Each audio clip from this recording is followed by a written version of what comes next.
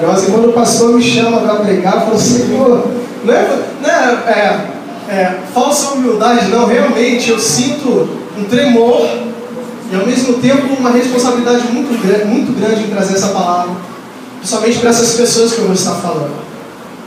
E domingo passado realmente foi um mover sobrenatural nesse lugar, né? A palavra que o pastor trouxe foi tremenda.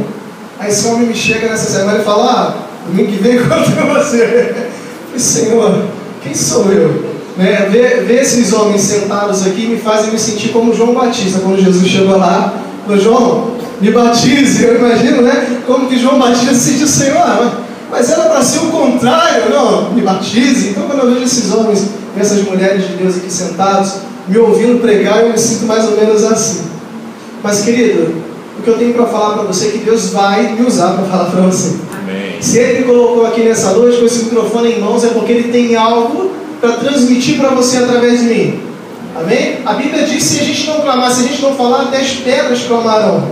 Então se Ele quisesse falar com você, querido, não tivesse ninguém, até pedra ia falar com você. Então essa é a maior convicção de que se você abrir os seus ouvidos, se você abrir o seu coração nessa noite, Deus vai falar grandemente na sua vida. Amém? E querido, eu confesso que eu estava meio apreensivo. Eu planejei chegar, conforme eu falei, cedo na igreja, a preparar os louvores, dar uma lida ainda no esboço. Mas quando a gente chegou aqui na igreja, a gente chegou, era cedo, era 6h20, se eu não me engano. E eu falei, pai, 10 minutinhos, 15, ajeita o som, vou sentar ainda uns 10, 15 minutos para ler o esboço, pedir mais algo de Deus. E quando eu encosto ali, eu lembrei do teclado, falei, deixei o teclado em casa, deixei o teclado no estúdio. Então voltei, deixei minha esposa que voltei correndo. E eu cheguei e falei, meu pai, e agora, Senhor? Né? Eu queria tanto ler o esboço, cavar um pouquinho mais e ver o que o Senhor tem a mais para falar.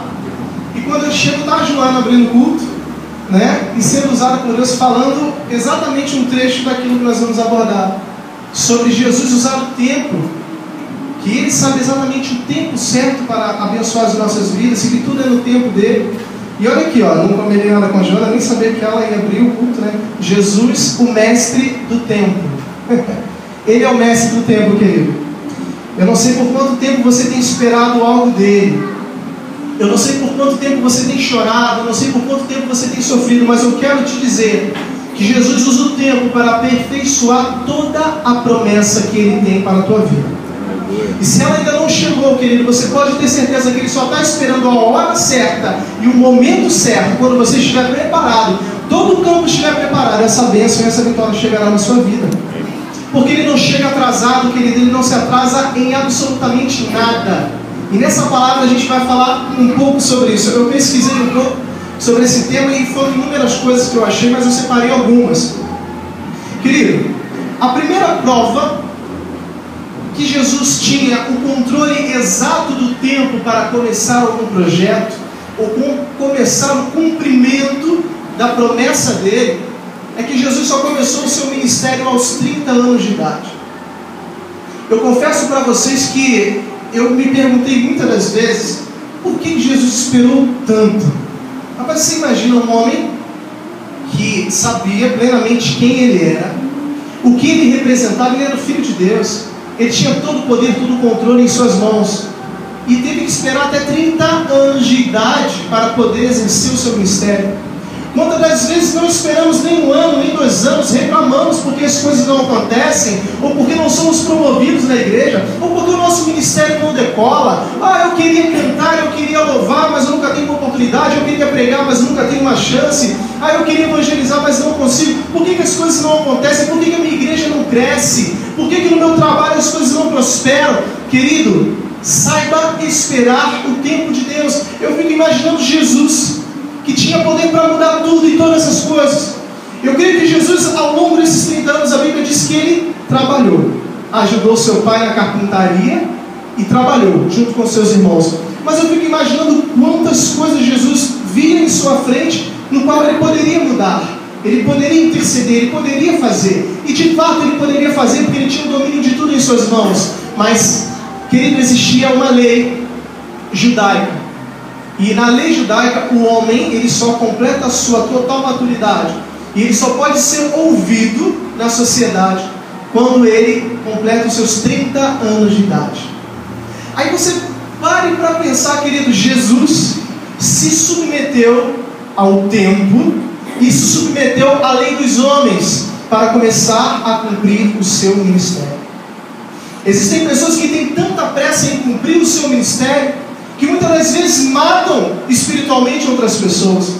A gente fala isso porque na área do louvor vivenciamos muito isso. Eu fui líder de louvor em algumas igrejas que eu participei, outras não, mas participei sempre ativamente do louvor. E quantas vezes vemos pessoas, porque não solam, veem a outra solando: se eu cantasse essa música ia ficar melhor. Aí começa a cochichar no ouvido da outra, do outro, se eu cantar, até que aquela pessoa que sola, ela ouve isso, e muitas das vezes se entristece, sai da igreja. Quantas pessoas queriam liderar o louvor? Quantas pessoas que por isso acabam matando espiritualmente, ferindo quem está na liderança? Quantas pessoas queriam ser pastor, né, pastor? E muitas das vezes acabam ferindo sua liderança para tentar ocupar o seu lugar. E quando eu vejo os exemplos de Jesus, como Jesus nos ensina, querido, Jesus, se você for olhar as parábolas, se você for olhar a palavra onde relata sobre os ensinamentos de Jesus, querido, é um rio transbordante e abundante de ensinamento. Jesus esperou até os seus 30 anos para começar a exercer o seu ministério, o ministério que ele já sabia que iria exercer. E ele sabia também que ele só teria 3 anos, querido. Você imagina um homem com todo esse poder, com toda essa autoridade, esperar até 30 anos, sabendo que só teria mais 3 anos para exercer esse ministério. Mas Jesus esperou, porque ele se submetia ao tempo. Apesar de ter o controle sobre ele, ele era submisso ao tempo e às leis dos homens. Querido, o primeiro milagre que Jesus operou, todos sabem que foi um casamento, né? Eu queria que o Gabriel abrisse aí em João. Se você quiser abrir sua Bíblia, pode abrir, mas vai ser projetado ali. João capítulo 2, versículo do 1 ao 4. Olha que interessante. Vamos lá. Todos acharam aí? Ou se não acharam, podem ler ali na tela. E ao terceiro dia, fizeram-se umas bodas em Canaã, na Galileia. E estava ali a mãe de Jesus. E foi também convidado Jesus e seus discípulos para as bodas. E faltando vinho, a mãe de Jesus lhe disse: não tem vinho. Disse-lhe Jesus: mulher, que tenho eu contigo? Ainda não é chegada a minha hora. Querido, observe bem o que Jesus diz: ainda não é chegada a minha hora. Aí eu fiquei pensando, eu falei: peraí, todo mundo sabe que ele acabou transformando a água em vinho. Então isso meio que me confrontou. Eu falei: peraí, então será que a mãe de Jesus foi tão insistente com Jesus? É porque as pessoas falam, né? Ah, Maria foi lá e clamou e suplicou. Daí também a tese dos católicos. Então eu fiquei pensando, será que Maria tinha esse poderio tão grande sobre mudar uma estratégia de tempo com Jesus? Ó, Jesus, olha só, não é chegar no seu tempo, mas eu estou falando, menino, você vai transformar água em vinho. Eu falei: será que foi assim que funcionou?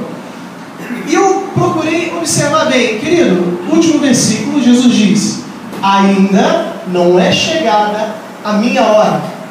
Ainda não deu a hora. Jesus não falou ainda não é chegado o dia.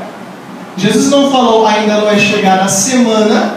Jesus não falou ainda não é chegado o mês. Jesus disse: ainda não é chegada a minha hora. Eu fico imaginando que Maria, e talvez algumas pessoas próximas a Jesus, conhecendo a capacidade que Jesus tinha de operar milagres, apesar desse ser o primeiro, mas sabiam do poder de Jesus, devem ter imaginado assim: poxa, Jesus não quer operar um milagre, ele não quer fazer, está ali, não está se importando muito com a festa. Eu acho que Jesus não vai ser hoje que ele vai começar o ministério dele. Mas quando eu me apeguei nesse pequeno detalhe, quando ele diz: mulher, ainda não é chegada a minha hora, eu fiquei imaginando como que Jesus era movido de uma sabedoria sobrenatural. Querido, quando Jesus diz não era chegada a minha hora, eu fico imaginando que assim que acaba o vinho, se Jesus já simplesmente, vai lá, então acabou o vinho, acabou agora, então beleza, vai lá, enche aí, vamos encher as compotas, enche de água, vamos lá. As pessoas iam beber, ninguém ia dar falta do vinho, o noivo não ia dar falta do vinho, o organizador da festa, o mestre de sala, não ia dar falta do vinho, ninguém sentiria a necessidade de ter vinho, porque o vinho ia continuar. Eu imagino que Jesus ficou lá, depois que a mãe dele falou com ele, Maria falou, ele ficou lá sentado. Eu imagino que chegou ao ouvido do copeiro, chegou ao ouvido do mestre-sala, que era o mestre daquela cerimônia. Eu imagino o desespero daqueles homens. As festas antigamente, elas duravam dias, né? Então imagina o copeiro, né? O primeiro coitado lá, acabou o vinho, e agora? E agora não tem estoque, não trouxemos estoque, e agora o que se faz? Poxa, a culpa vai cair sobre quem? Não encomendamos a quantidade exata? Ou o pessoal bebeu demais, vocês não controlaram? Imagina a briga naquela cozinha. Aí de repente chega o mestre-sala, o mestre de cerimônia da festa. Olha, o copeiro, imagina, meio cabisbaixo, meio para baixo. Chefe, chefia, por favor, chama no canto, porque os convidados não podem saber. Acabou o vinho. Eu fico imaginando o desespero daquele homem, o organizador da festa. O principal elemento da festa, o vinho, se acabou. Não tem mais. Aí ele, imagina ele coçando a cabeça. E agora? Chama o patrão, chama o noivo. Chama o noivo. Noivo, por favor, deixa a noiva um momentinho só. Vem cá, por favor. No cantinho aqui para ninguém ouvir, Acabou o vinho. Acabou a alegria. Acabou a festa. Mas Jesus estava ali. Mas e Jesus? Ele disse que não vai fazer nada por enquanto. Ele disse que no momento não chegou a hora dele. Mas pediu a Maria, para Maria clamar por ele? Sim, Maria foi lá. E não adiantou. Ela pediu, ele disse que não era a hora dele. Então faz o seguinte, vai na cidade vizinha, vê se o vizinho tem algum pouco de vinho para emprestar. Então imagino que quase durou aquilo. Eles foram no vizinho, o vizinho não tinha. Vamos fazer o seguinte, vamos na cidade vizinha, envia alguém com cavalo, com burro, com camelo, com avião a jato, seja o que for, atrás vinho. Imagino que eles foram na cidade vizinha também e não encontraram vinho. Eu imagino que se passaram algumas horas até Jesus se levantar. Viu que todos ali necessitavam do vinho. Todos ali tentaram dar um jeito, uma solução para que aquilo fosse solucionado. E ninguém conseguiu. Queridos, Jesus é especialista em fazer aquilo que ninguém consegue. Aleluia. Quando você pode conseguir, se você pudesse, se aquele noivo pudesse conseguir vinho na cidade ao lado, Jesus ia continuar lá, tranquilo. Correto? Se eles conseguissem aquele vinho, Jesus não ia manifestar o poder dele. Eles vão conseguir. Então, querido, preste bem atenção. Quando não há mais solução, quando se esgotam todas as possibilidades, Jesus se levanta e intercede por você. Aleluia. Então, quando não havia mais sorrisos, eu creio que aquela noiva devia estar desesperada, não é por nada, mas as mulheres são as primeiras. Acabou a festa! O sonho de toda noiva é a festa. Então, imagina o desespero delas, né? Quando acaba a comida, alguém já casou e acabou a comida? Não, né? Mas imagina o desespero, sempre essa preocupação. Imagina acabar o vinho, o principal elemento da festa. Acabou a festa. E agora que vergonha, que vexame. Então eu creio que Jesus, olhando o desespero daquelas pessoas, realmente necessitam de um milagre meu. Realmente necessitam da minha intervenção. Então, vamos lá. Se passaram aí, não sei, hipoteticamente, umas 3, 4 horas, o pessoal já reclamando, o burburinho lá, cadê o vinho? E Jesus está aí, não faz nada não, Jesus! Imagino que depois desse certo tempo, Jesus se levanta, manda trazer, enche de água os vasos. Jesus transforma a água em vinho, isso você já sabe.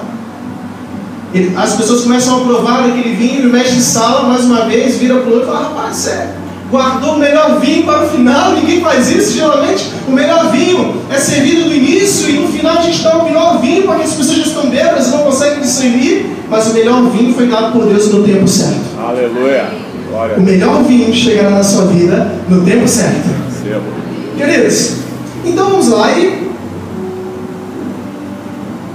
eu pensando nisso, eu observei um outro detalhe, o porquê de Jesus ter feito aquilo.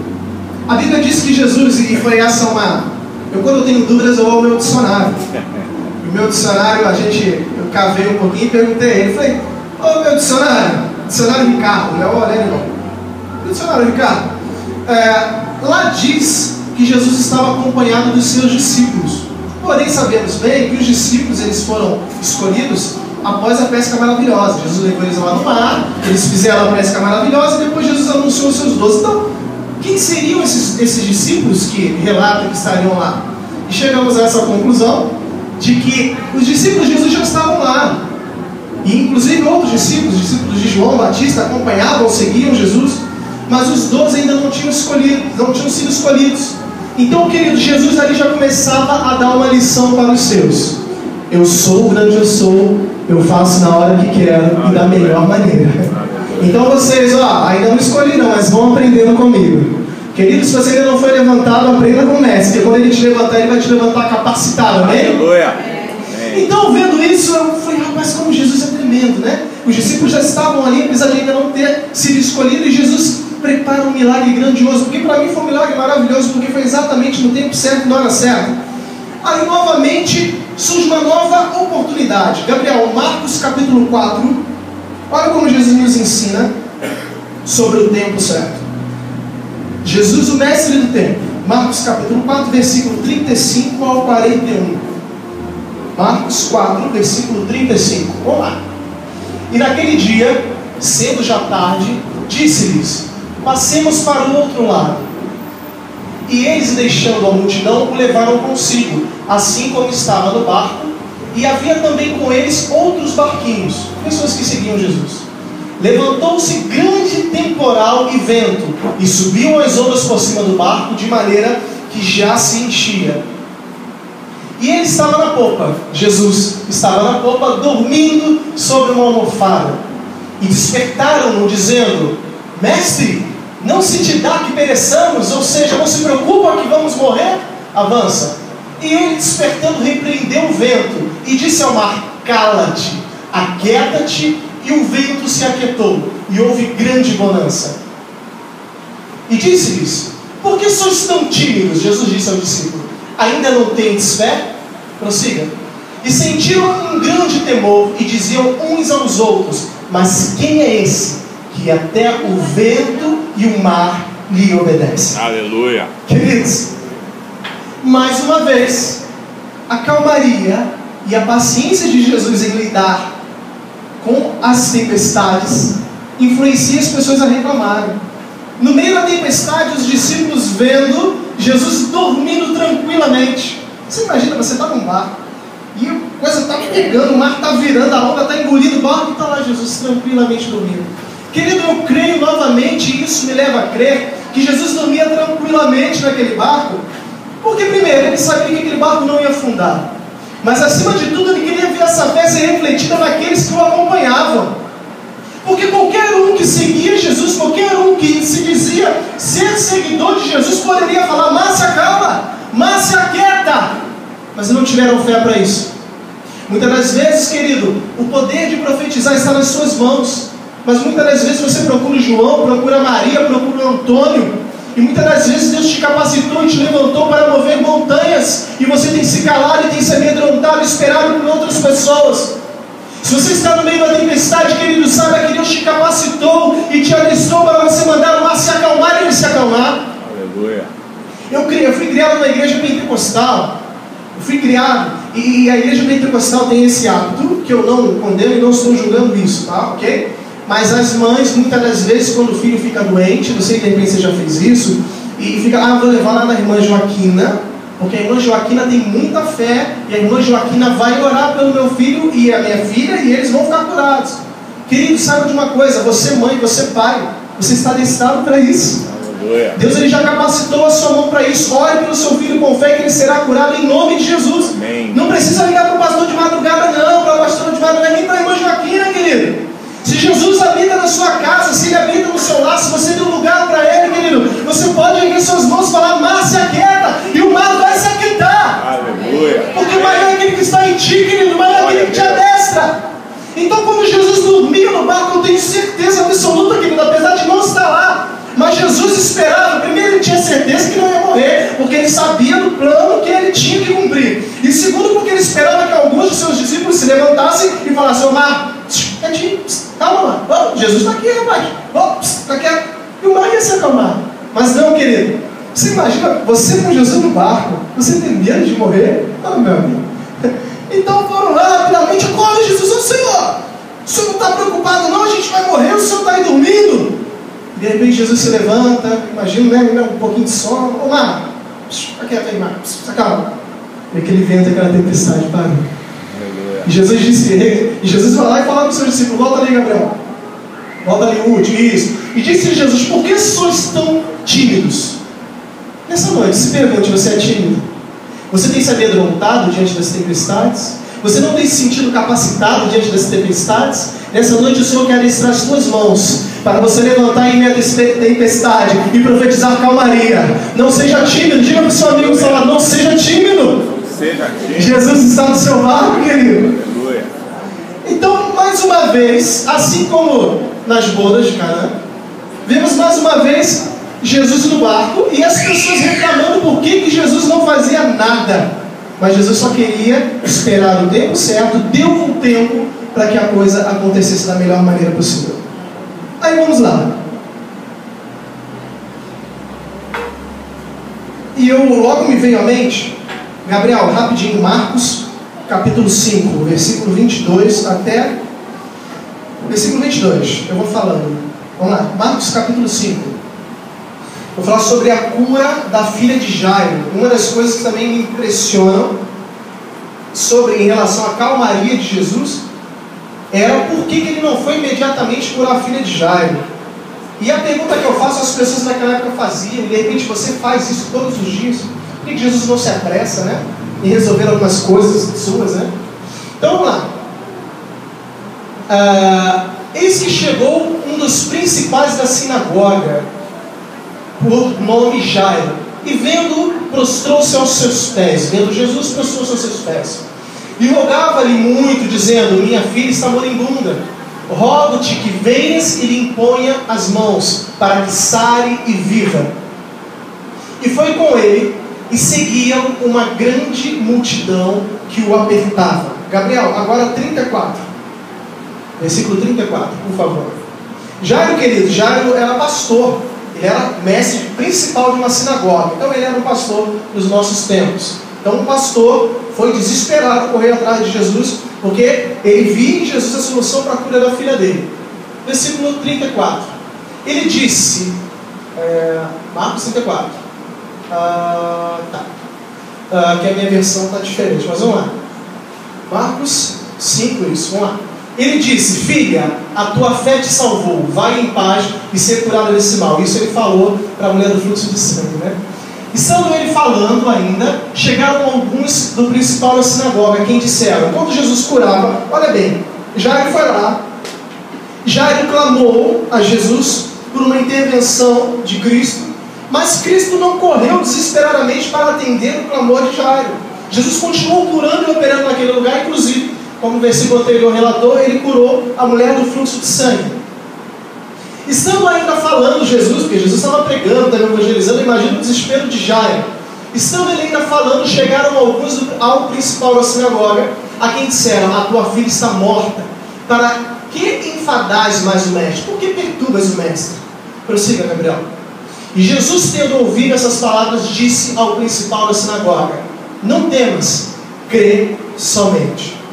Querido, você que é pai, você que é mãe, você pode conjecturar o desespero de Jairo, daquele pastor, daquele homem estudado, aquele homem era estudado, um homem próspero, que vai até Jesus, encontrando em Jesus a única solução para a cura da sua filha que estava doente.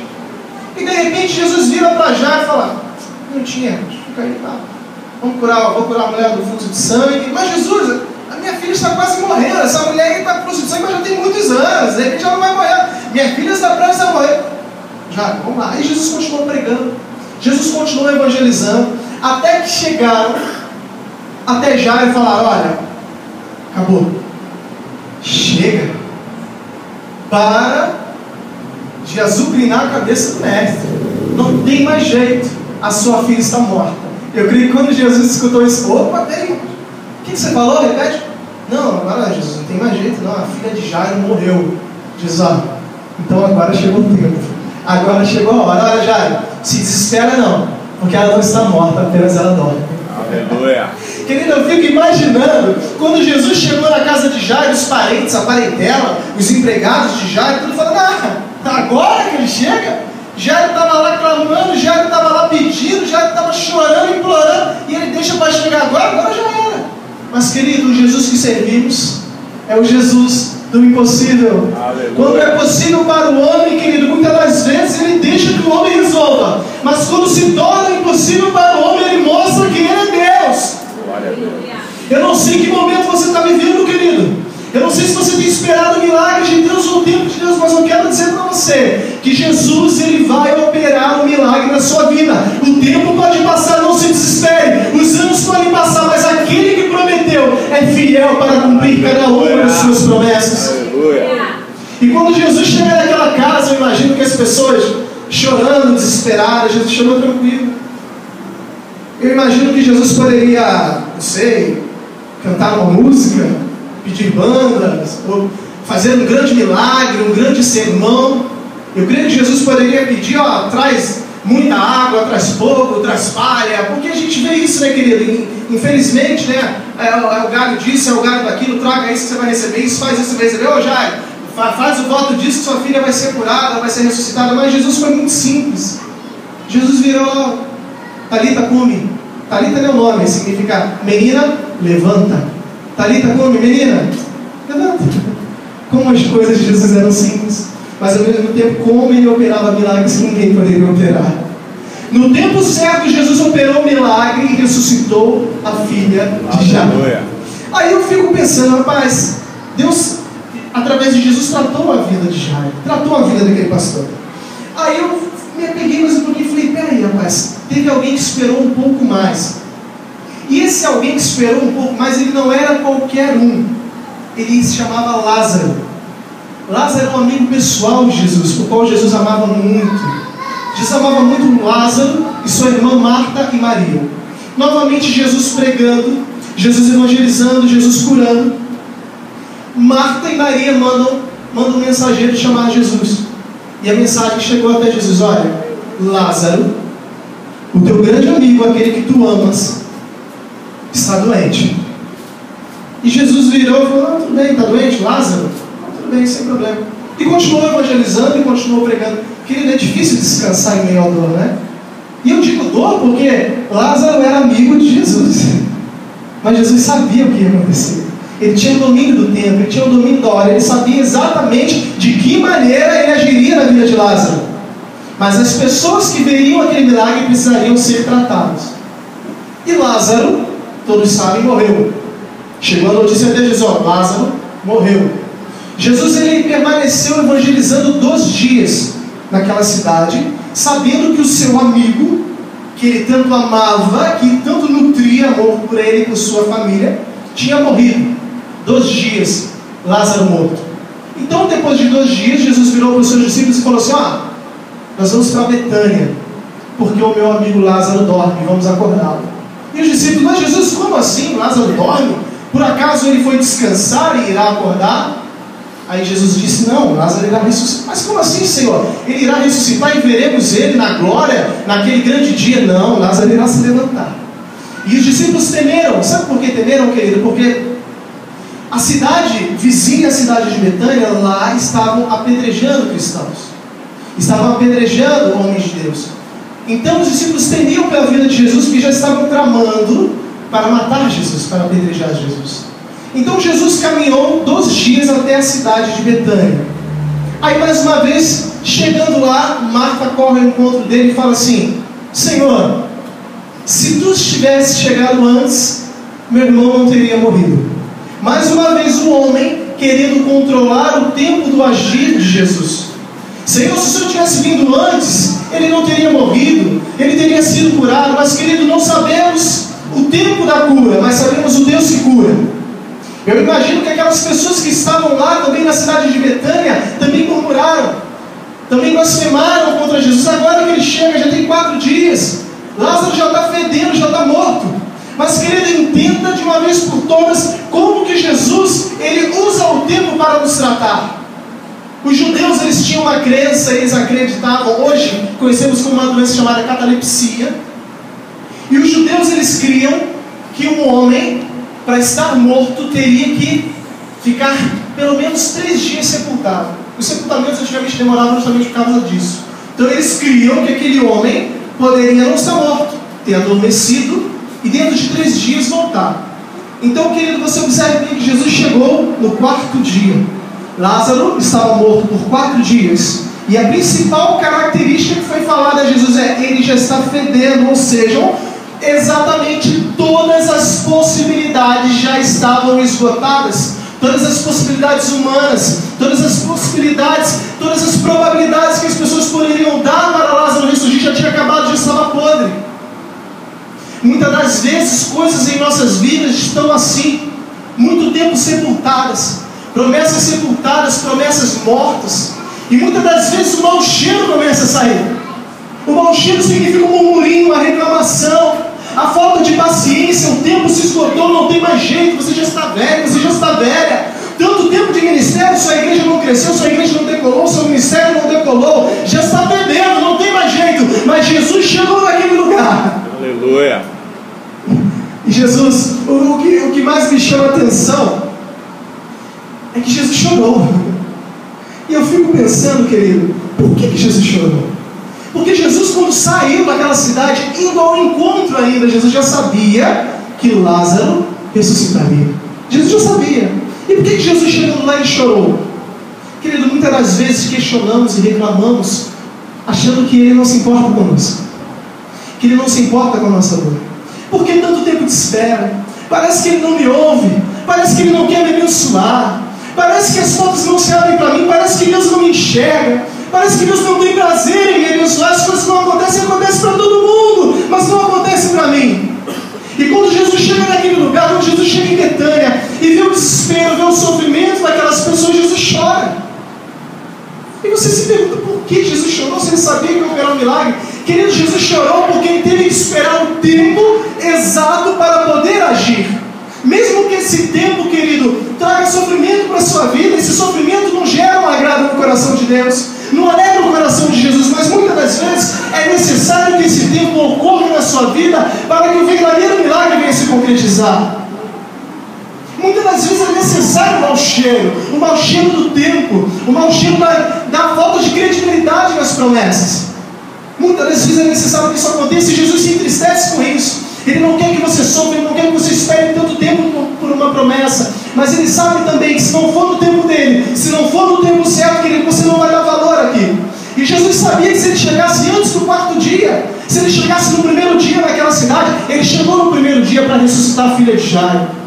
Mas se Jesus chegasse no primeiro dia justamente naquela cidade, uma cidade que estava cercada por pessoas que queriam o mal de Jesus, por pessoas que queriam matar Jesus e os seus seguidores, então se Jesus chegasse lá com um dia de Lázaro morto e falasse: Lázaro, levanta, sai daí, vem para fora, Lázaro ia levantar, Lázaro ia sair, mas aquelas pessoas não iam crer no poder de Jesus. Muitas das vezes o tempo nos leva a situações extremas, a situações impossíveis, para que venhamos a enxergar o poderio de Jesus em nossa vida.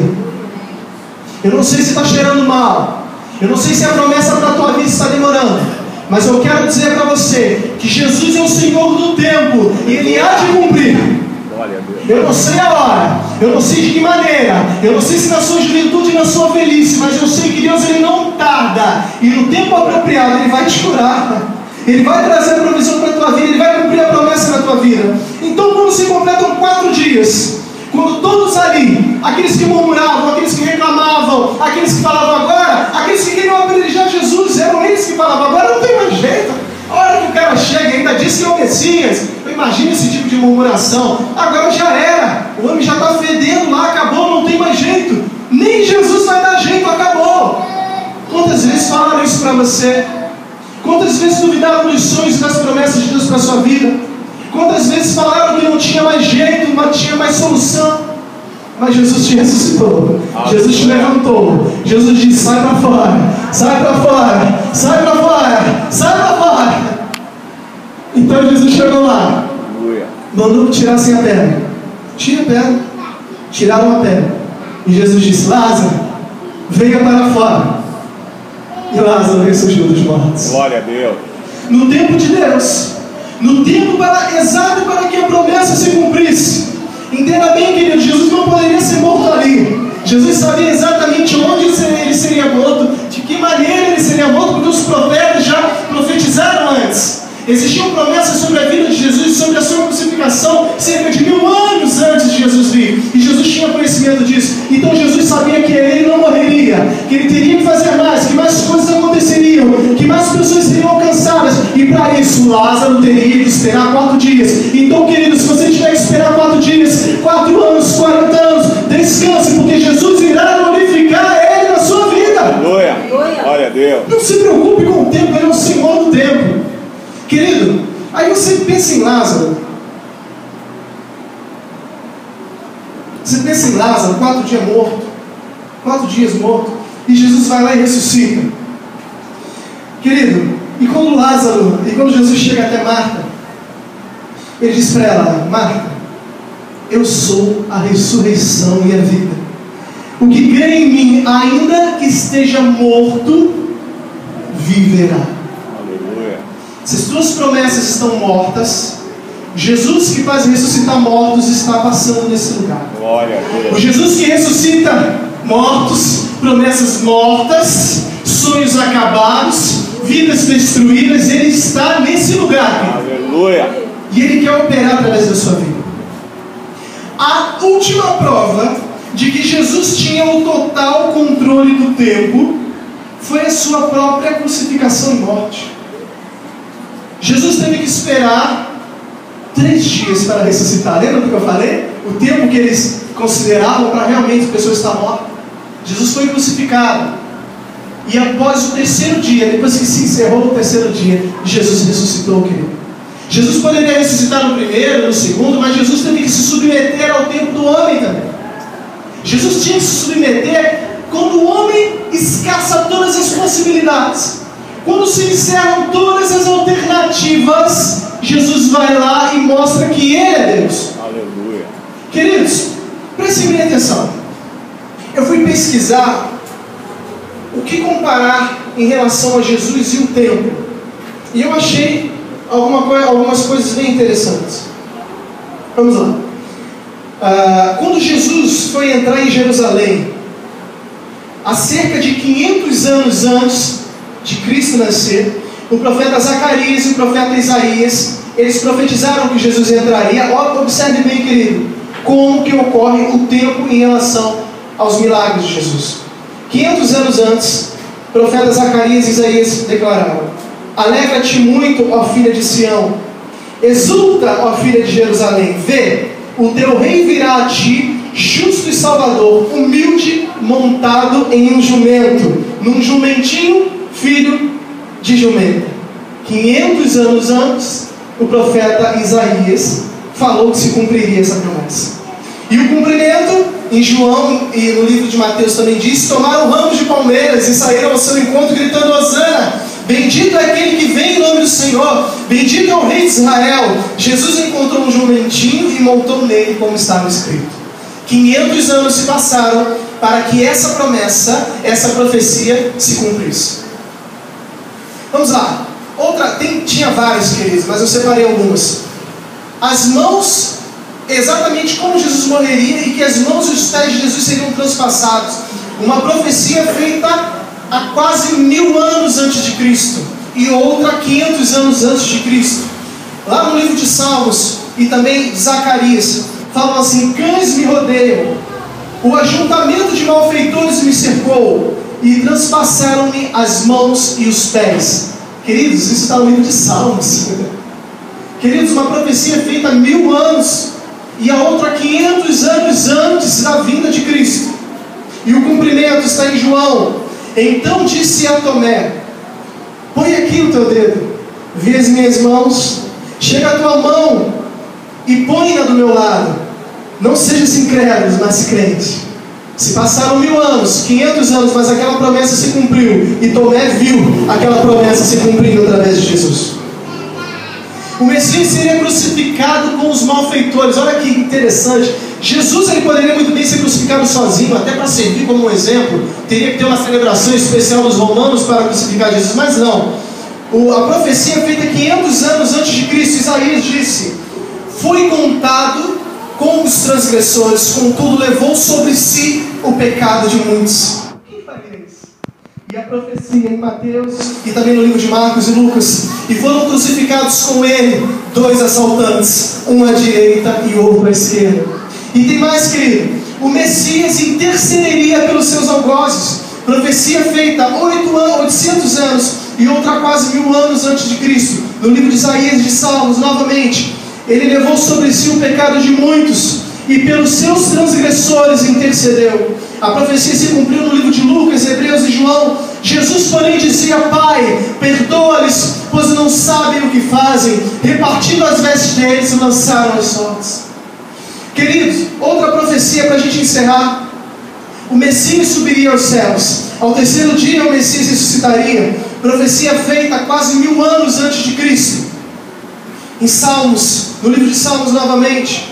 Às vezes lemos o livro de Salmos e não entendemos, né? Muitas coisas estão lá, querido. É para que a revelação venha a ser trazida através de nós nesses tempos. Quando subiste ao alto, no livro de Salmos, capítulo 68. Quando subiste ao alto, levaste cativo o cativeiro, recebeste os dons dos homens e até dos rebeldes, para que o Senhor Deus habitasse entre eles. A profecia no livro de Lucas e Atos. Então Jesus levou para Betânia, e levantando as mãos os abençoou, e abençoando-os, apartou-se deles e foi levado aos céus.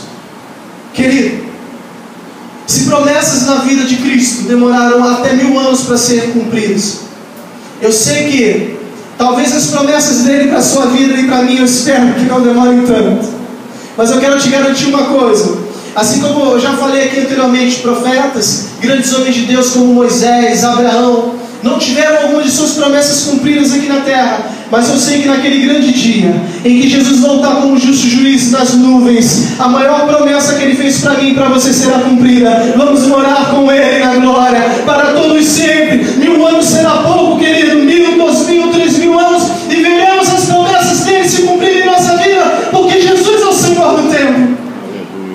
Então, querido, se tem demorado dias, meses, anos, para você ver se cumprir as promessas de Deus na sua vida, não se desespere.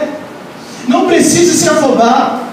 Sabe por quê, querido? Porque Moisés, porque Abraão não viram algumas promessas se cumprindo na vida deles, justamente porque se antecederam a Deus. Acharam que pelas suas mãos essas promessas se cumpririam, e por isso não viram muitas das coisas que Deus tinha reservado para eles se cumprirem aqui na terra.